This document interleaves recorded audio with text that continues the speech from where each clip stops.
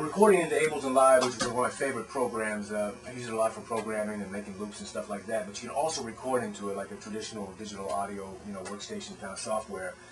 And so let's see. Let's solo our drums.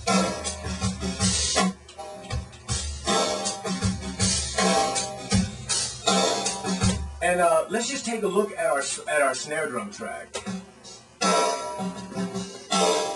There's a couple of plug-in tools that are used that have really helped out in a space like that, like I'm in now. And the first thing is something called Drumagog, and the other thing is a compression plug-in called Vintage Warmer that PSP Audio makes.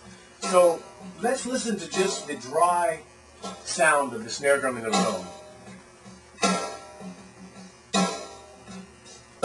So here's the drum in the room under the 57. And then for this track, I was hoping to get a more ringy characteristic and stuff like that. So this plug-in Drumagog, what it allows you to do is blend in samples with the dry sound that you recorded. So for instance, there's our dead sound. Now if I bring in Drumagog, and I'm triggering a sample here called Ringy Strainer Snare. And it's got a visual icon here that shows the snare being triggered. And there's also a graph here that allows you to adjust the sensitivity of it. So what's interesting is you can always also tune the sample, like so. The same sample tuned way down or way up, so you have a great deal of control and stuff. So again, the original acoustic sound, and then now mixed in with part of the sample, gives it more of that high-pitched ringy thing I was looking for. Now, if we add a compressor to that on the same track,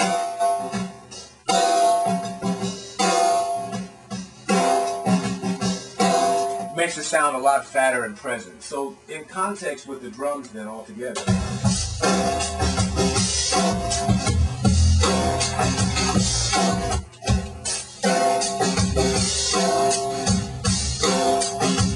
So anyway, this has been an amazing tool, that wasn't available, say, 5 or 6 years ago, that gives you a lot of flexibility for like blending in samples and getting a sound together that you want for the track, before or after the fact.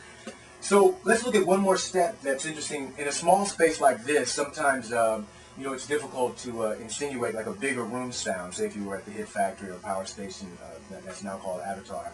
So another great tool is this plugin called BFD. And BFD is an amazing tool that gives you access to tons of samples and cool stuff, like here's a Slingerland vintage snare. This is an old Ludwig 1927 Acrolite. And it's amazing. You've got a tambourine here, hand claps. And what I've been using BFD for, as well as triggering different samples and stuff, is also to insinuate a room sound. On the advanced page of Drumagog, it allows you to take a MIDI out and internally run it to BFD. So I've muted the direct send, but only listening to the mics then of the room sound of BFD that's involved in the program. So here we have just the dry drum sound, and then by being able to give the impression of a bigger room sound, I can drag up the fader of BFD.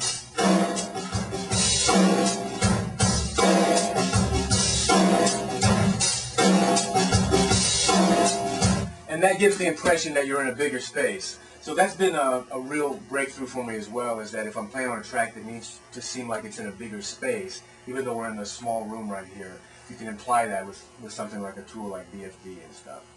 So anyway, thanks so much for dropping by. I really appreciate it. And it's been a real inspiration trying to figure out, how to get all this stuff going on as a drummer in the year 2006. But it's amazing. These tools weren't available to us, 5 or 6 years ago. And you really can get a great drum sound at home without dropping a whole ton of bread, on really expensive gear. It's possible to get it done with a medium amount of expense and whatnot. All right, thanks a lot for dropping by.